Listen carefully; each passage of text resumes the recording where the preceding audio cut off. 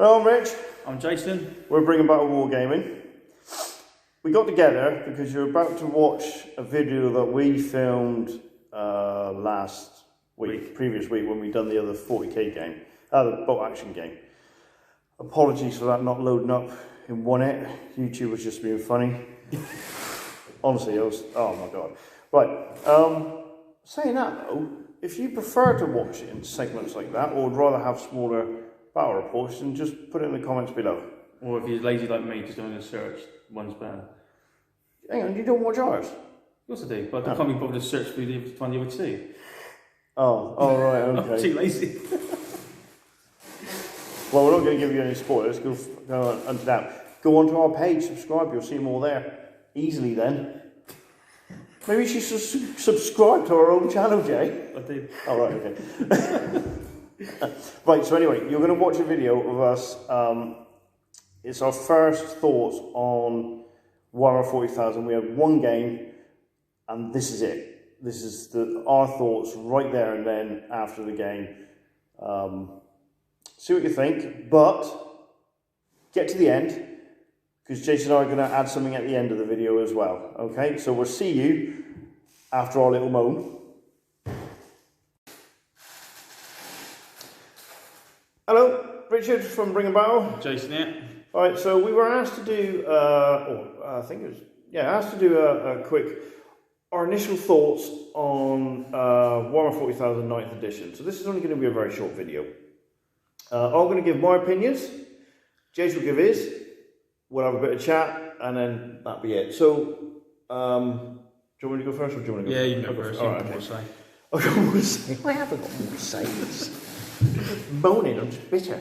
Right, okay, so, a couple of things. Initial reactions to the game itself, to playing the game. The game is slightly faster because you're fighting on a smaller board. I get that. It does make a difference. Oh god, yeah. Really made a difference, because if we'd done the same battle on 8th, we would have been further apart and we would have had deeper deployments. Still only 24 inches apart. All the games are kind of 24 inches apart. But it just felt very claustrophobic on a smaller board, and we were in each other's faces really fast. Yeah. Yeah, so oddly enough, the smaller boards did make a difference, which surprised me. I didn't think it would, but it did. The overall gameplay, the mechanics, they've tidied up with the terrain, but everything's got a massive label. Like one building's got X, Y, and Z rules, so you just got to remember all that. So that's going to take a little bit coming. But we kind of started using ITC rules for. Yeah, we did only have one type of terrain. It made it easier, to be honest. Yeah, but now everything's got something else. Something does that.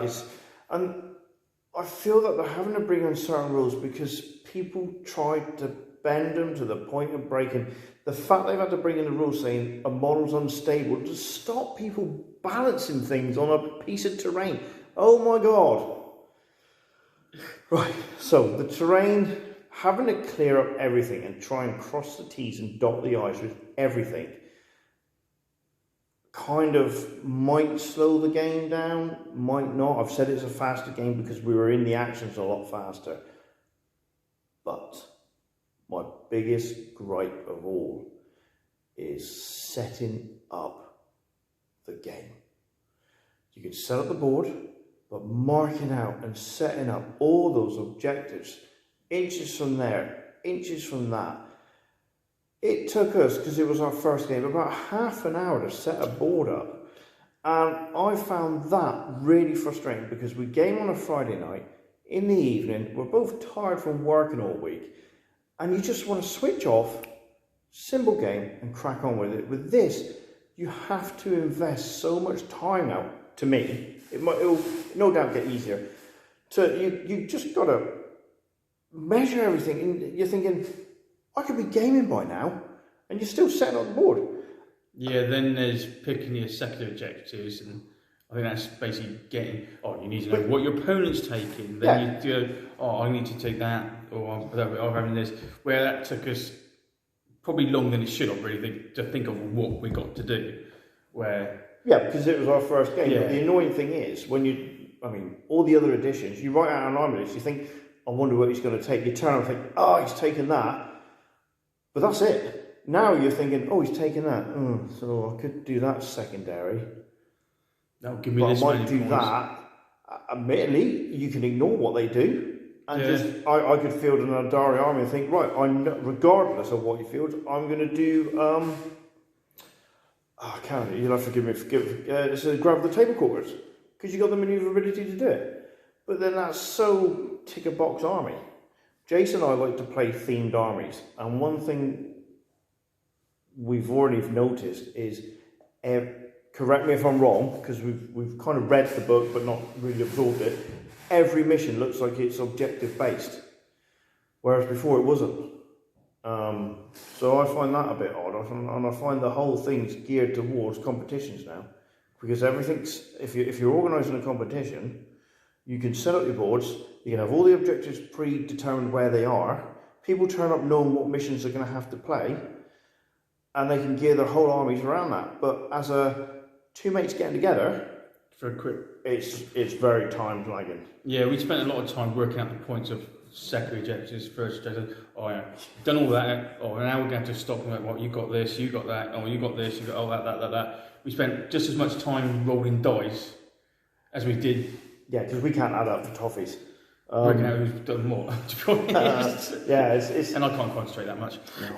But I would say, and you get this with every edition. When we went from, Jay and I have been playing editions for forever and a day. When we went from like 5th to 6th or 6th to 7th, we're like, oh, don't like that, don't like this, and you start playing it, and it's great. And personally, I thought after 7th, 8th was brilliant. There were some problems which they kind of addressed in 9th. Yeah. But my bugbear is setting up the table. It was a case of we could turn up, put an objective there, done, let's get gaming. And that was it. And that, yeah, pretty much, yeah. Yeah. I mean, I was saying, the gameplay itself, like vehicles not getting penalties to move and all that. That's brilliant. That bliss, and that makes sense. Yeah. Perfectly honest with you. The rules for the terrain, clearing that up, that just means us getting used to it, to be honest. And the other thing, but I think the vehicle one is really good, especially as an Eldar player as well. And I'm a NID player, so you're going to get monsters. Yeah. That's quite cool. Yeah. The other thing... We set the table up first as a 6-foot table with the amount of terrain on it. Then we shrank it, but we didn't take any terrain away. What made it quite claustrophobic, I thought, anything. Yeah. And I took tanks to a city fight, what was stupid. But no, but I mean, you got lucky. You can look at the video. Yeah. That's fine. And we know the fire prison was wrong. Yes. That would have been your tank. But I do think now it's the game where you need lots of troops, ones that can take a pounding to sit on those objectives to get those points to win. Yeah. If you haven't got that, then you ain't gonna. But you need, the worst thing is you need time to set it up. Yeah. Until you get used to it, it takes so much time to set up a game. We could be wrong. You could be watching this thinking you're a pair of idiots. We are. It doesn't matter. But you're watching this. But the other thing is, I've looked at it, I've scanned Reddit, I'll admit it, I've scanned Reddit, but I've been put off with it straight away, is Crusade. There's so much paperwork and faffing around and writing out your units, keeping it experienced. It's like playing Dungeons and Dragons with 40k. Yeah. You've got to keep so much paperwork together. I kind of get what they're trying to do, and it's really no different to what they've written in Chapter Proof 2019 or 2018, where they had it in there. But it's so much paperwork now, so much jotting stuff down or putting on your laptop or anything like that. It's just, I just want to turn up, have a game, and not think too much about it. So that's what's changed for me. Yeah, with the Crusade, you kind of figure out if you're going to do Crusade, you have time, but you've got to play a lot to actually get any advantages. Because one thing we had planned to do was, we think, oh great, we'll do Crusade, we'll do a narrative game, and we'll keep the same armies and just fight our way through. And we just thought it'd be a case of fight the armies, and then your heroes will get some equipment. Quite quickly. Oh my god, it's just, you just got to tot everything up all the time. So, I'm not sure we'll do Crusade. I think all battles will be just straight up fights. And to be fair, we might do battles where we don't do objectives. We'll just have a bit of a kick in, just bloodbath. Yeah. And that's the other thing, is no Maelstrom cards. I'm gutted the cards are gone. I loved using those cards. That sometimes they were so annoying, but I just found them, it made you move around. Oh no, I've got to capture that objective. Oh, I've got to defend that. And now it's just, I don't know, I'm gutted the cards are gone. I really am. Yeah, especially when you invest quite a lot in getting the blooming cards. Yeah, they weren't cheap, were they? No, but then everything's expensive, so. Yeah. So I would say, initially, I'm a bit, I'm going to play it, don't get me wrong, I'm going to still play 40k and I'm still going to play 9th edition. It's going to get easier, the setting-ups will get easier, but you wanted a first impression, and like with any edition, it's like, okay, that's a bit annoying. Yeah, I think they should have brought out a quick play mission thing. Like, instead of having all the objectives, it is your mission is assassinate, your mission is this. For a quick turnover game, don't have to go for have all the secondary additions, don't have to do the objectives. It's like, no, that's your one task, get on with it. Just I mean, there is you can correct me if I'm wrong, I'm sure there's no like what was it, where you just there was one of them in the 8th edition where you just had to kill everything and you got victory points for killing everything. Yeah. I mean, there's probably now you've got to pick that as a secondary. I don't think there's a mission where it's engage and destroy, something like that. I'm not even sure there's a mission like that now. It's just a secondary objective, which is like attrition or something. Yeah, well, you've got to kill more than they have. Yeah. So yeah, we are going to film it and we are going to keep playing it. But initially, like you've asked, I'm like, we got some great ideas coming up, but it might take a year or so because we're not the fastest players in the world. But yeah, I would say it's okay, but let's see. And one last moan, I've got to do it. It's the fact that they bring out a set of rules and literally release an FAQ straight afterwards, and that's just lazy reading and lazy game playing. The technology wasn't there when we started playing. You had the rules, and you had to lump it until they brought stuff out in White Dwarf. Just because the technology is there, just because you can FAQ everything, doesn't mean you should. Tweak the rules, work it out, and then release an FAQ later on. Doing it literally as the rules come out, it's just bad. It's lazy. Yeah, so I can understand why they did it, because people like say, like to bend the rules in such a way. Yes. But if you're not that kind of person, it's just not a problem. Yeah, we don't do competitive, so you might be watching this thing, or you don't even know what you're talking about. It's just our opinion, and by rights, you don't have to agree with it. And this could get us our first thumbs down. Oh well. But I mean, I liked it. I mean, I love 40k. The tidying up of the rules from the last edition, I understand why they did it, and it did stop it. It stops a lot of arguments and moaning. And when we watch other channels, they're going, "Oh, they've done this, this, and this." And you look at them, and they realise what they explain why they've done it. They go, "What you think? Why would people do that in the first place?" But thinking it doesn't make any sense. But I understand that. Yeah, but as a gameplay. Yeah, it's good. It's good. It's still. I mean, I enjoyed the game we had last time. We done a 40k battle report, and I'll enjoy the games we do have. And no doubt, Games Workshop will change it and tweak it and try and make it better all the time. And with these people that manipulate the rules and suddenly create this odd combination. And games, and once this filters through the tournaments and people moan about it, and it will filter back to Games Workshop, I'm thinking, right, we need to tweak that, and that's great. The fact that they will keep evolving the game is great, and I can't fault them on that. No. Can't fault them on that, because if there's something broken, it's great that they take the time and effort to try and fix it, but proofread it. Don't FAQ it straight after. Oh my God. But that's my opinion. That's Jason's opinion. Comment down below. If you think comments we have said is wrong, by all means put us right. We don't mind, it's great. And hopefully next time we see you, it'll be a 40k game anyway. Yeah. So yeah, something's coming. Obviously, if you saw the end of the last one, you'll know what it is, right? So until then, I'm Richard. I'm Jason. And we're bringing back Wargaming, and we'll see you soon. Alright, we had a little talk. And, if you made it this far, that's good. You watched that video. And someone getting grumpy. I was tired. We decided that we're going to give the Crusader a go. Yeah, talk about backtracking. Yeah, to where, yeah. We had a better look at it. It still, at first glance, it still seems like a lot, like, oh my God, but when we're starting to have a look at it and see what might happen, how we can play with our armies, give us a bit more scope to play with. And the battles are actually easier to set up and quicker. Yeah, that's what, to be fair, that's what swung me. I actually managed to sit down.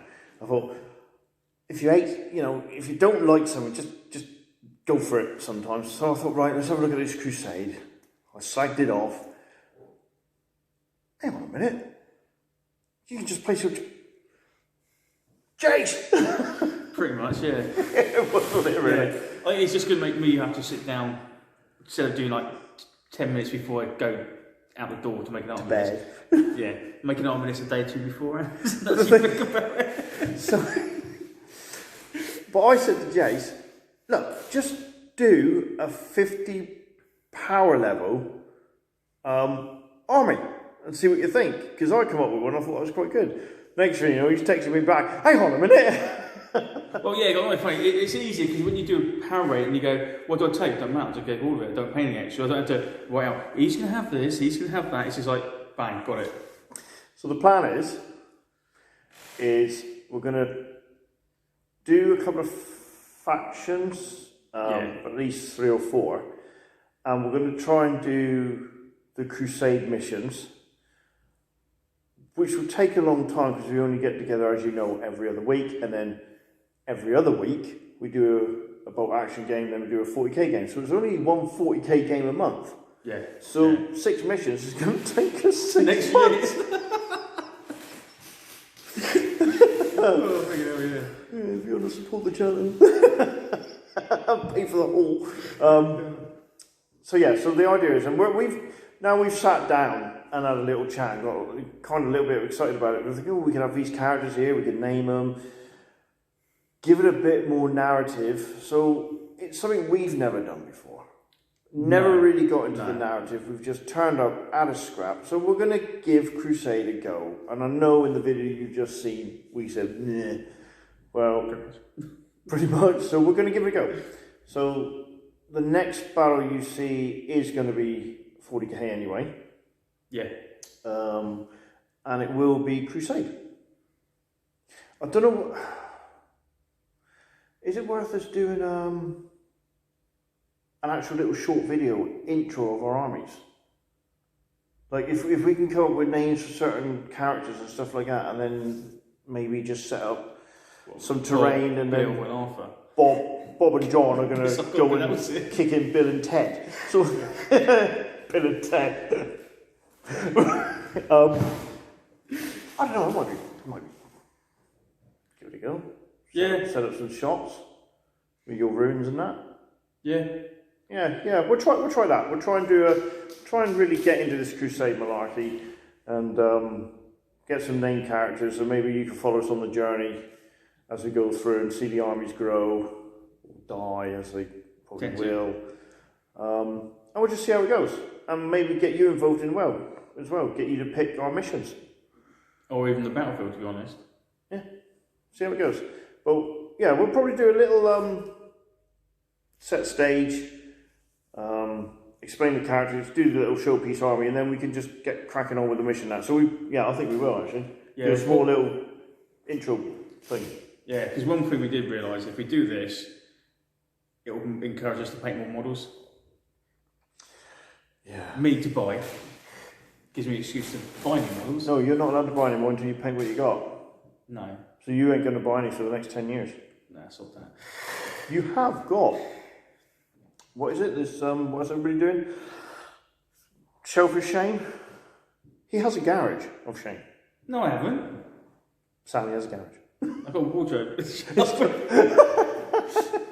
got a Kids, he's got a garage. Go check it. They're not going to watch it. You don't let your kids in it? No, no. Right, so that's the plan. So, yeah, bit of a U-turn. We're going to just try it. Go for the crusade, do all the paperwork, and just see where it takes us. All right, so this is Rich. This is Jace. Bring a battle, and we'll see you soon.